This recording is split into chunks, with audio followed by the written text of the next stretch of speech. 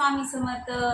तर मैत्रिणींनो, आता श्रावण महिना चालू झालेला आहे। तर हा श्रावण महिना हा विशेष असा असणार आहे। तर कारण का, तर आपल्याला आता वैभव लक्ष्मीचे जे शुक्रवार असतात ते आपल्याला करायचे आहेत। तर त्याचबद्दल मी तुम्हाला माहिती सांगणार आहे। तर व्हिडिओ स्किप न करता नक्कीच पाहावा, जेणेकरून तुम्हालाही कळेल की वैभव लक्ष्मीची कोणती सेवा केल्याने आपल्याला काय फळ मिळणार आहे आणि आपण हे जाणून घेणार आहोत ते कधीपासून चालू होणार आहे। तर आता बघा, श्रावण महिना आपल्याला उद्याच्या बुधवारपासून चालू होणार आहे।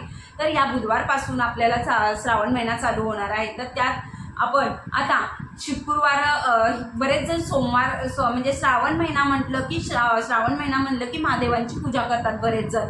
तर बघा, आता जी आपल्याला हे वैभव लक्ष्मीचे जे उपवास आहेत ते करायचे आहेत। तर ते हे उपवास जे केल्याने आपल्या घरातला सुख, समृद्धी, ऐश्वर्य प्रदान होते। म्हणून बघा, हे जे आपण करायचं आहे, तर हे कसं करायचं आहे, तर बघा, शुक्रवारी आपल्याला लवकर उठायचं आहे आणि आपल्या घरात दार जे आहे ते दार किंवा आपण घरामध्ये फरशी वगैरे पुसून घ्यायचे आहे। पुसताना आपण थोडंसं त्यामध्ये मीठ आणि हळद टाकायचे आहे, जेणेकरून आपल्या घरात जी काही नकारात्मक ऊर्जा आहे ती निघून जावी। याने आपण आणि त्यानंतर आपण जे दार आहे ते दार वगैरे स्वच्छ पुसून आपण स्वच्छ रांगोळी वगैरे काढायची आहे। छानशी छोटीशीच काढा, पण छान रांगोळी काढा। जर तुमच्याकडे लक्ष्मी पद्म असेल तर त्याचीही रांगोळी तुम्ही काढू शकता किंवा तुम्ही तुमच्या मनापसंतीनेही काढू शकता। तर त्यावेळेला आपण म्हणजे शुक्रवारी न चुकता आपण हळदीचं लेपन करायचं आहे उंबऱ्याला। कारण हळदीचे लेपन ज्या वेळेला आपण उंबऱ्याला करतो त्यावेळेला नकारात्मक ऊर्जा जी आहे ती आपल्या घरामध्ये प्रवेश करत नाही। म्हणून आपण ही छोटीशी जी हळदीचं लेपन आहे ते हळदीचं लेपन करायचं आहे।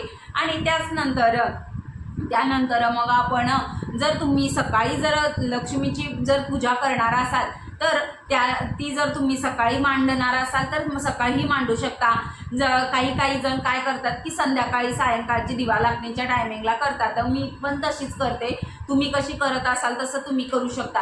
तर त्याच्यासाठी आपल्याला काय करायचं आहे, तुम्ही जिथे पूजा मांडणार आहे तिथलं आपण परिसर जो आहे तो स्वच्छ करून घ्यायचा आहे। गोमूत्र असेल तर गोमूत्र शिंपडून व्यवस्थित आपण तिथलं पुसून घ्यायचं आहे। त्यानंतर आपण तिथे रांगोळी काढायची आहे, छानशी भूमिपूजन म्हणतात ते भूमिपूजन करून घ्यायचं आहे। भूमिपूजन म्हणजे काय, तर आपण जिथे पूजा मांडणार आहोत तिथलं जागा स्वच्छ पुसून घ्यायची आहे आणि त्या ठिकाणी एखादं स्वस्तिक काढून हळदी कुंकू अक्षदा टाकून आपण तिला धूप दीप दाखवायचा आहे। आणि त्यानंतर आपण पाट किंवा तुमच्याकडे चौरंग असेल तर तो चौरंग घ्यायचा आहे। माता लक्ष्मीचा फोटो किंवा मूर्ती असेल तर तुम्ही मूर्ती घ्यायची आहे, किंवा फोटो असेल तर फोटो ठेवायचा आहे माता लक्ष्मीचा। त्याला हार फुलं काय घालणार असेल तर तुम्ही स्वच्छ पुसून व्यवस्थित घालू शकता।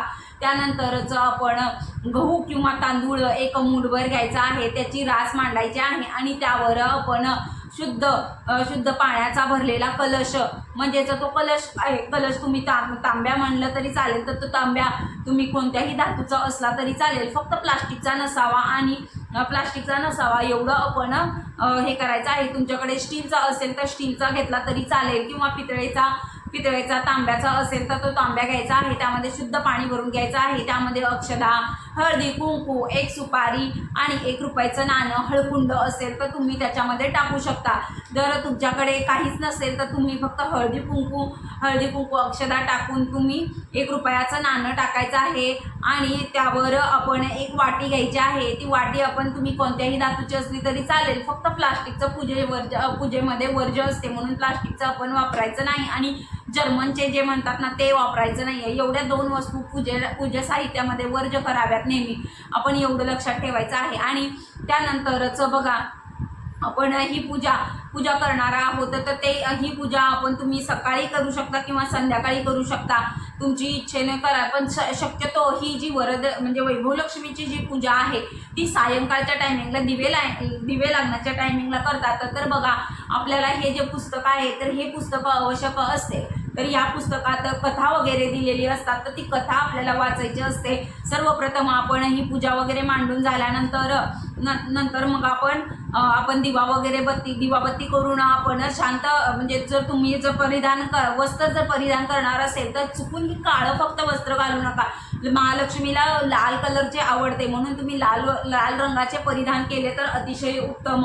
बघा, तुम्ही ही पूजा करायची आहे तर ही पूजा करताना आपल्याला सर्वप्रथम ह्यामध्ये ह्या लक्ष्मी आहे तर त्या सर्व लक्ष्मींना आपण मनोभावे नमस्कार करून प्रार्थना करायची आहे की मी, आणि संकल्प महत्त्वाचा आहे. तुम्ही संकल्प करून कोणतीही जर पूजा करताना तुम्ही संकल्प केला तर तुम्ही बांधला जाता, म्हणूनच तुम्ही संकल्प करून जर केले तर ते संकल्पयुक्त पूजा मानली जाते. तर बघा, तुम्हाला हे जे शुक्रवार आहे, आता हा 14 तारखेला जो शुक्रवार आहे, या 14 तारखेच्या शुक्रवारपासून तुम्ही हे श्रावण महिना आहे तोपर्यंत करू शकता, किंवा तुम्हाला जर 11 किंवा 21 करायचे असतील तर ते तुमची इच्छेने तुम्ही करू शकता.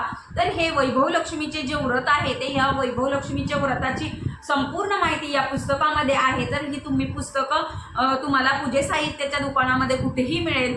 तर यामध्ये जी आपण ह्या लक्ष्मी ज्या आहेत ह्या पूर्ण लक्ष्मींना आपण मनोभावे नमस्कार करायचा आहे. सर्वप्रथम आपण ह्यामध्ये ज्या सर्व लक्ष्मी 8 लक्ष्मी असतात त्या 8ही लक्ष्मींचा आपण नमस्कार करून घ्यायचा आहे. अष्टलक्ष्मी म्हणतात यांना. तर ह्या अष्टलक्ष्मींना आपण नमस्कार करून घ्यायचा आहे मनोभावे. आता ही जे नमस्कार करताना बघा कसं म्हणायचं आहे, हे गजलक्ष्मी माता, तू जसे शिलेला फळ दिलेच तसे सर्वांना फळ दे आणि सर्वांचे कल्याण कर. हे प्रत्येक लक्ष्मीच्या खाली आपण असं प्रत्येक लक्ष्मीच्या खाली दिलेलं आहे. तर जसं ही वैभव लक्ष्मी आहे तर वैभव लक्ष्मीच्या खाली हे वैभव लक्ष्मी माता असं दिलेलं आहे. ऐश्वर्य लक्ष्मी आहे तर हे ऐश्वर्य लक्ष्मी माता असं म्हणून सर्वांचे मनोभावे आपण नमस्कार करायचा आहे. श्रीयंत्राला आपण न चुकता, आपण न विसरता आपण मनोभावे नमस्कार करून त्यांनाही फूल वगैरे अक्षदा व्हायचं आहे. आणि त्यानंतर आपण जे ह्याच्यामध्ये लक्ष्मी स्तवन जे आहे, जे लक्ष्मी स्तवन हे महत्त्वाचं आहे. तर हे लक्ष्मी स्तवन मी तुम्हाला 2 ओळीतच सांगून देते. तर बघा, या रक्ते हृदयाभिवासिनी विलासिनी चांडस्यू तेजस्विनी, या रक्ते हृदयाभि हरिसका या श्रीमनोहादिनी, या रत्नाकर मंथना प्रकटते विष्णुसये गोविनी, सामं पातु मनोरमा भगवती लक्ष्मीच पद्मावती. बघा, म्हणजेच याचा अर्थ काय आहे, लक्ष्मीचे स्तवन मराठीत तुम्हाला भावार्थ मी सांगते. जी लाल कमळात वास्तव्य असते, जी शोभादायक आहे, ती जी प्रचंड तेज किरणाने युक्त आहे, जी संपूर्णपणे लाल आहे, जी अरक्त वस्त्रे परिधान करते, जी लक्ष्मी जी भगवान विष्णूंना अत्यंत प्रिय आहे, जी मनाला आनंद देते, जी समुद्रातून प्रगट झालेली आहे, जी स्वतः विष्णूंची पत्नी आहे, जी कमळातून जन्मलेली आहे आणि जी अत्यंत पूजनीय आहे, अशी ही माता लक्ष्मी म्हणजे लक्ष्मी देवी, माझे रक्षण कर. आपण असं म्हणून हे जो स्तोत्र आहे स्तवन, ते स्तवन म्हणून त्यानंतर आपण तुम्हाला जर शक्य असेल तर तुम्ही 108 वेळा तुम्ही लक्ष्मी मातेचा जो मंत्र आहे तो ओम ऐं ह्रीं क्लीं चामुंडाय विचे हा जरी केला तरी चालेल, किंवा तुम्ही वैभव लक्ष्मीचं म्हणजे जय लक्ष्मी माता आपण असं म्हणून तुम्ही 11 किंवा 21 तुम्ही जसा संकल्प केला आहे तसा तुम्ही संकल्प करून हे करायचं आहे. तर बघा, आपली पूजा कुठं आली होती, पूजे मांडणीची जी आपण ती वाटी घेणार आहोत, त्या वाटीमध्ये आपण जो वापरणारा दागिना किंवा तुमच्या घरात म्हणजे चांदीचे नाणे असतील तर ते चांदीचे नाणे पण घ्यायचे आहे आणि त्या वाटीमध्ये आपण ठेवायचे आहे. आणि ही साधी सोपी मांडणी आपण गणपती बाप्पांची पण सुपारी ठेवून आपण पूजा करायची आहे. अशी साधी सोपी आपली ही पूजा आहे. या पूजानंतर आपण एक कथा वाचायची आहे, मनोभावे कथा वाचायची आहे. त्या दिवशी आपण कोणाबरोबर तंटावाद करायचा नाही एवढं लक्षात ठेवायचं आहे. आणि त्याचबरोबर आपण लक्ष्मी मातेचे जे आपण हे जे पूर्ण आहे तर ह्या आपण नैवेद्य वगैरे दाखवायचं आहे. असं आपण घरामध्ये कथा वगैरे वाचून आरती करून आपण नैवेद्य दाखवायचा आहे. तर नैवेद्य दाखवताना आपण हा स्तोत्र जो आहे जो श्लोक आहे तो आपल्याला आवर्जून म्हणायचा आहे. तर हा स्तोत्र आपल्याला ह्यामध्येच या पुस्तकामध्येच दिलेला आहे तर तो तुम्ही म्हणायचा आहे. लक्ष्मी अष्टक असते ते लक्ष्मी अष्टक पण म्हणून घ्यायचं आहे. आरती ही ह्याच्यामध्ये दिलेली आहे, ते आरती म्हणायची आहे.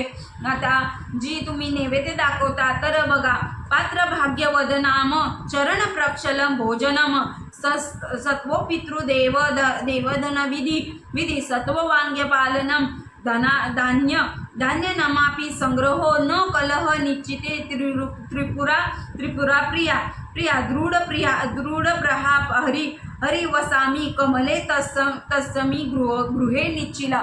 म्हणजे बघा, ज्या घरात वादविवाद होतात तर त्या घरी लक्ष्मी राहत नाही. म्हणूनच आपण वातावरण जे आहे ते शांत ठेवायचं आहे. हा श्लोक जो आहे तो श्लोक म्हणायचा आहे, आरती करायची आहे मनोभावे. आणि या दिवशी आपण शांतता राहायचं आहे. कुणाबरोबर वाद वगैरे करायचं नाही, कुणाला टोचून बोलायचं नाही, खोटे बोलायचं नाही. या आपण नियम पाळायचे आहेत. आणि ब्रह्मचर्याचं पालन जे आहे ते तुम्ही एक दिवशीच म्हणजेच गुरुवारच्या रात्रीपासून ते तुम्हाला शुक्रवारी पूर्ण दिवस या दिवशी आपण हे करायचं आहे. आणि ज्यांना मासिक पाळी वगैरे मासिक धर्म असेल त्यांनी हे जे व्रत आहे त्या दिवशी करायचं नाही, पुढच्या शुक्रवारी करायचं आहे. असे तुम्ही 11, 21 किंवा 5 तुमच्या इच्छेनुसार तुम्ही करू शकता. आणि ह्याचं उद्यापन जे आहे ते उद्यापन करताना आपण हे सर्वांना एक पुस्तिका द्यायची आहे. ज्या तुम्ही सवाष्णींना बोलवणार आहे त्या सवाष्णींचे पाय धुवून आपण त्यांची पाद्यपूजन करायचं आहे. हळदी कुंकू लावून अक्षदा फुलं वगैरे त्यांना गजरा म्हणून एक भेट द्यायचा आहे. आणि आपण जो घरात शिरेचा किंवा आपण खिरीचा प्रसाद करतो तो प्रसाद किंवा तुम्ही जेवणासाठी पण बोलवू शकतात. आणि त्यांची वटी घालायची आहे. त्यांना नारळ आणि पीस वगैरे घालून आपण त्यांना मनोभावे आपण त्यांची ओटी भरायची आहे. जसं की आपण लक्ष्मी माताचं आपल्या घरी आलेली आहे तर तसं वातावरण ठेवून आपण त्यांना नमस्कार करून आपण त्यांची मनोभावे पूजन करायचं आहे. काही चुकलं असेल तर माफ कर म्हणून आपण त्यांना क्षमा वगैरे मागून आपण लक्ष्मी मातेला जी पूजा केलेली आहे, ही कारणासाठी मी पूजा केलेली आहे तर मला लवकरात लवकर यश द्या असं म्हणून आपण ही पूजा करून घ्यायची आहे. आणि ज्या दिवशी उद्यापनाच्या दिवशी तुम्ही हे प्रत्येकाला एक पुस्तकं द्यायचे आहे. हे साध्या सोप्या पद्धतीने व्रत करा आणि त्याचा अनुभव मला नक्कीच शेअर करा. जी काही झालेली सेवा आहे ती महाराजांच्या चरणी अर्पण करून आपण आता भेटूया नेक्स्ट व्हिडिओमध्ये. श्री स्वामी समर्थ. जय जय स्वामी समर्थ. कमेंट करायला विसरू नका.